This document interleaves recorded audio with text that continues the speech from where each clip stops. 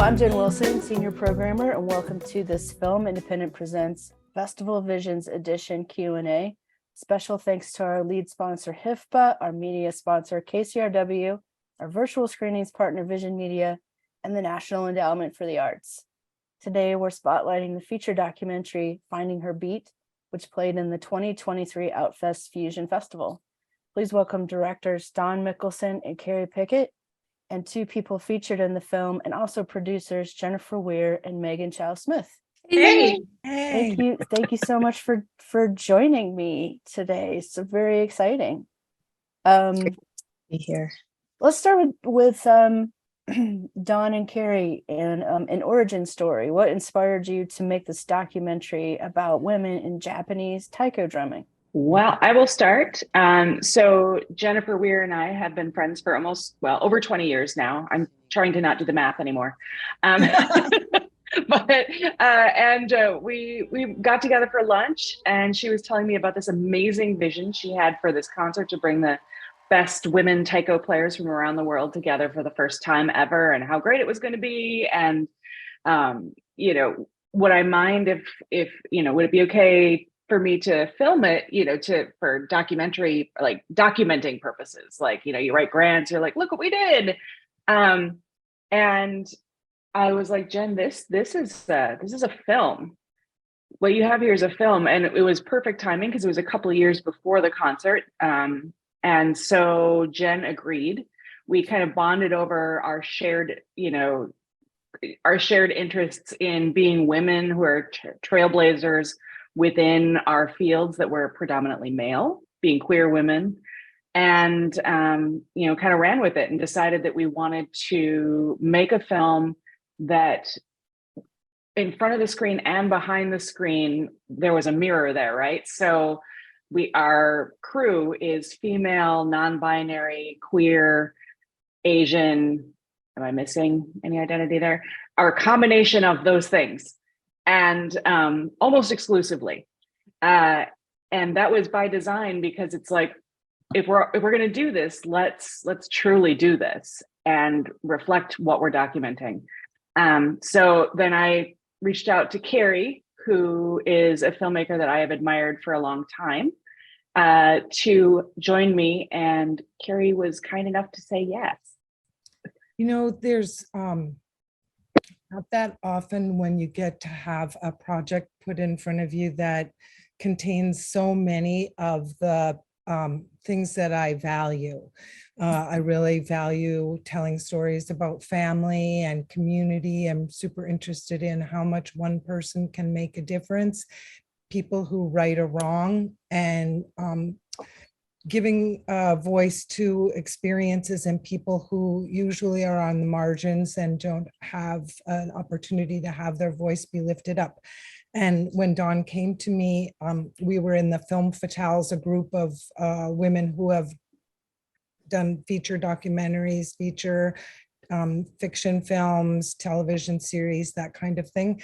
And so it just seemed like a perfect partnership for us, and what a great opportunity to be able to be offered this kind of permission to enter into some people's lives, and to have this beautiful permission given by Jennifer and Megan to share this journey in this super vulnerable way. Jen?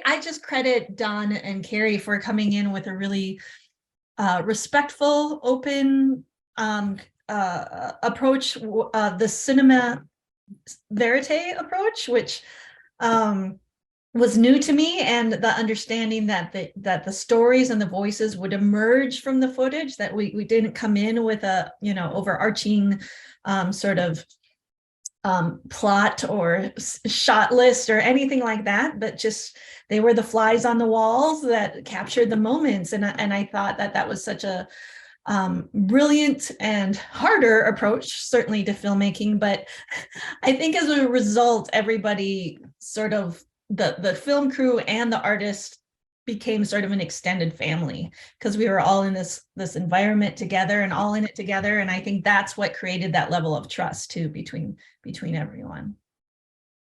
I'm glad you answered that, because I'm always very fascinated by what it's like to actually be in a documentary, and what you sort of realize about how that changes your life, or how it feels to have someone in your actually filming in your home, or during like regular conversations that you would have. What was your experience of that, Megan? Well, I always talk about how, like, for a couple of years, I would have cameras rolling while I was sleeping. And I remember really clearly, like, I made this beautiful Japanese meal for the artists, and we had this kind of like family dinner. And I was really aware that the camera people hadn't eaten all day. They're like doing these close-ups of this bubbling beef broth. And I was like, I want to put a plate aside, but not be obvious about it. So it's just a blast. And really, I have to be honest that I've really hidden from the world most of my life, especially as a child. I really believed that I was a boy. And so I felt like I couldn't at all be out in the world. But I really felt from the beginning that I could trust these two and trust them with my life, literally. That's You know, fantastic.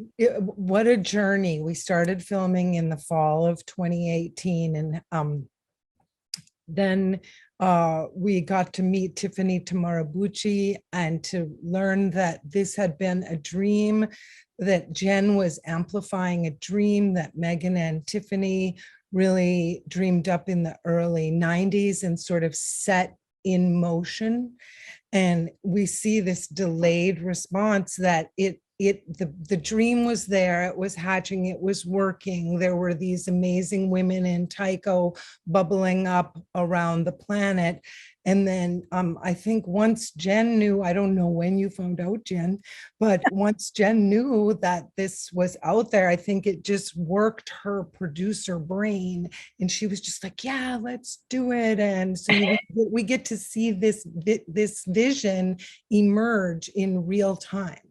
And so as filmmakers, it was really exciting to be able to follow this journey because, I like to say that making a documentary film is like buying a really expensive one-way ticket to an unknown destination. And we didn't know where this was going to go. We kind of thought it would, happen, but as you know, life happens. And then this new character came into our film called COVID. Yeah. We didn't invite that character. What a not great character to show up in the middle of your film. Right. Yeah, I've done Q&As with a lot of filmmakers that had that character show up in their filming process as well. So it's interesting to hear, the challenges, and you can see some of them in the film when people actually get sick and they're like, is this the big C, or is this like some other kind of illness? Like, it brought back a lot of memories for me. What I usually do in preparation for my Q&As is I watch the film a few times, and then right before I have the Q&A, I go back to the film and I pick 3 random points in the film. And so I did that today, and it landed right on the scene where Jennifer's like at her lowest point and like laying on that couch, like she's got nothing left. And Megan's like, are you going to be in the show? And she's like, hell no. And I don't care either. And she's just like, well, you might regret that decision. And I really love that moment in the film because we've all been there like so many times. And I just loved remembering, sort of like partners and creative partners, how we sort of like lift each other up. So I want to ask Jennifer, are you glad that Megan was pushing you? to do this, to be like, gotta do the show, because you're not always going to feel the same as this. Oh, absolutely. I mean, talk about unsung hero is that Megan, especially when I was not feeling well, Megan got me dressed, took care of our daughter and dogs, poured me into the car so I could stumble into rehearsal, do exactly what I needed to do, and then like whisk me home again. Meanwhile, juggling the cultural and language not barriers, but I would say differences in the whole company, and trying to be that bridge between artists and all of these leaders coming together, wanting to lead, of course. So yeah, there's no way I would have made it past day 3 without Megan supporting the dream, having the expertise that they did, and also just supporting me as a human. I wouldn't have been standing at the end of that. So I'm glad for the opportunity to talk about that. So what a great question. Also, I think that whenever you go big with a dream or a project or a film or a concert or whatever it is, when you go big, there's always those moments where it feels like it was a complete disaster, or that there's so much chaos. How can it possibly come back into focus? And I feel like that's the elusive organic moments right before things become brilliant, even the best films, the best plays, the best everything are kind of hot messes until the moment they become brilliant. And then it's like it all pays off. But right. You just have to have, keep funneling your faith into that, like it's all going to pay off. We're going to get there. Right. I just know it, Right. What's interesting about making a film like this is that you can never now have rose-colored glasses about the putting together, because the film exists and you're like, oh, right. You know what, though? The film for me was such a healing gift, because I have to say that when the whole project was over and then we had the shutdown and we had the uprisings and so many things were happening, and I felt I held on to probably the most negative moments, just because we're humans and that's what we do. So yeah, I held on to these precious negative moments, and then this film allowed me to look again with fresh eyes and see it like a little bit further removed and see all the gifts that were there, and all the beauty and the magic and the miracle and all the like once in a lifetime feels that were there, that helped sort of paint a much more even, real story within me. So it was really actually quite healing, this film. And of course, seeing people's reaction to it was, that right. times 100. So yeah, I'm definitely grateful for it. And the other thing I'm super grateful for is that Jennifer and Megan chose such amazing women for the concert, the 18 women. And then I think the international aspect of this film is so important, and the importance of Kaoli and Chieko and their history. Megan, I wonder if you could just help put that into perspective, because it wasn't even obvious to me in the beginning. It had to emerge, the struggles, within our struggle. Right. Well, anyone who doesn't know Asian people, and I'm not speaking for all of us, but it's hard to know really what's going on or who people are, because there's a modesty thing where it's just not the culture to say, oh yeah, I'm the best woman in the world, and I have to adhere to like lots of non-binary and other queer folks involved. But yeah, I remember walking through the project and myself seeing like the differences between the Japanese artists and the American artists, and like, how is Carrie going to catch all this? Like, how are they going to get it? And so just also talking about Chieko-san, Kojima Chieko-san is someone from Japan, and really one of the people who maybe, I don't know, 30, 40, 50 years ago has worked just as hard alongside these world-class people man. And she worked just as hard and created the same thing, but she didn't get any time on stage. But even in the film, she says, but I couldn't leave because then it'd be just guys and you have to change from the inside. Not only was that an exquisite statement, but she's also physically exquisite and kind of a being from another beautiful place. So for sure, we hoped that she would choose to be in the film, and she did. Also, Kaoli, Asano Kaoli-san, also, she's from Tokyo. Just from the little bit that I've heard, always was told, yeah, you're drumming, but that's not real taiko. You don't get to call that taiko. And then I don't know, like the way that the world has kept marching on, we kind of, our project said, yes, she is. She's taiko. So get on over here, get into this project and let's get on stage and show what these very unique, completely separate non-cisgender male people are doing with this art form. And they've been, I mean, they're legends in Japan. If we were taiko players there, we might not even get to speak with them. So it was really phenomenal to have them in the group, and this special relationship between Tiffany, who is kind of a huge bridge between the US and Japan taiko, and those relationships that just formed because we were on the outside doing stuff and didn't want to stop. And so then we brought that into focus. Thanks for talking about that. Yeah, that's one of the highlights of the film. Are everybody's so different in their different backgrounds, and even like I was vaguely familiar with taiko, but the way that you did the performance, you know, my perception is that everybody had to be super strong and beat the drum really hard. And so like the variations in the way that people performed in your show was so fantastic to see too. So let's wrap up talking about what's going to happen next with Finding Her Beat. Are you going to be in other festivals this year? Who wants to take that one?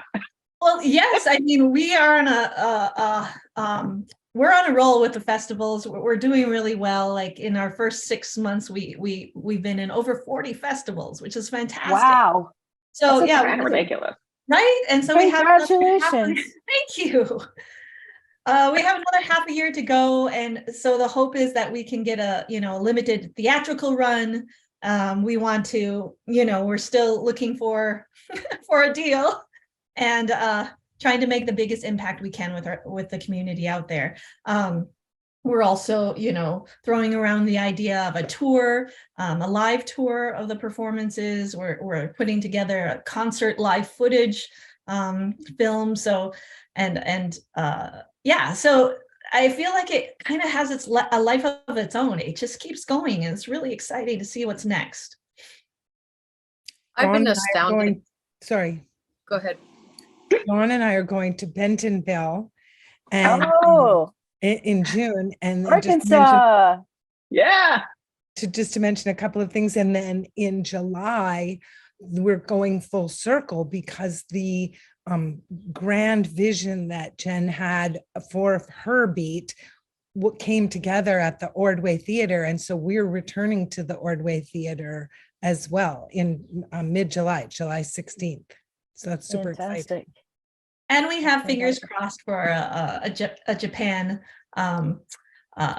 premiere as well. So lots of fires go on here. And to that, go ahead. Go ahead. I was just going to say that to that point of, it is taking on a life of its own. I was realizing I feel like part of me feels like I'm focused on all these things that are happening in the fall. And I forget that, it's like we've got festival screenings ongoing throughout the summer, which is weird too, because, summer is often kind of nothing happens in the festival room, but internationally, there's a bunch of festivals happening this summer. So it is this whole thing where I'm like, oh, that's right, it screened yesterday. That's a weird thing to think about. I think with other films, I'm very like, oh my God, it's screening today. But it's like, oh yeah, it's another screening. That's cool. Yeah, it screened in London yesterday, Dawn. Right. That.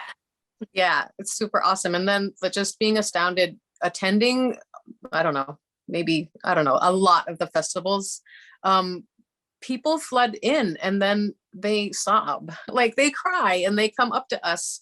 And particularly for me, as a queer family, like I started the project as, maybe I started as a woman drummer, but like I've grown so much and I'm just like, this was a queer film for me.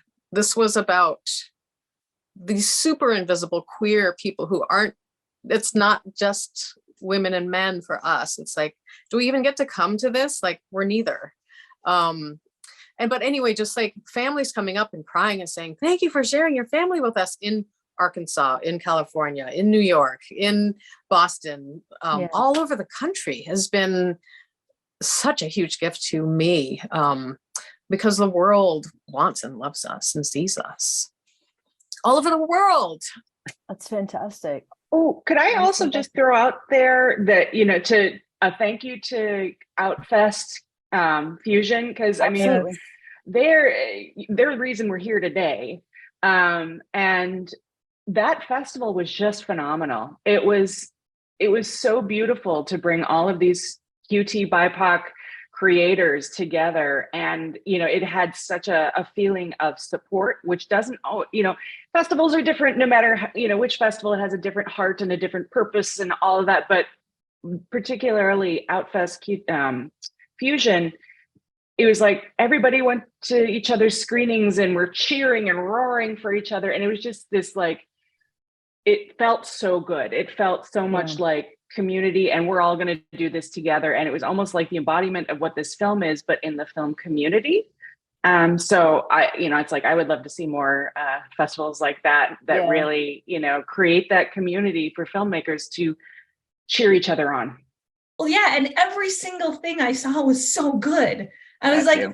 if I was a distributor or a buyer, I'd be like, that's my one-stop shop. Like, why is this not the mainstream? Because everything was so good and unique and brilliant and passionate. And I was just like, these are my people. Shout out to Mike Doherty and Cheryl Santa Cruz, who program Outfest and Outfest Fusion.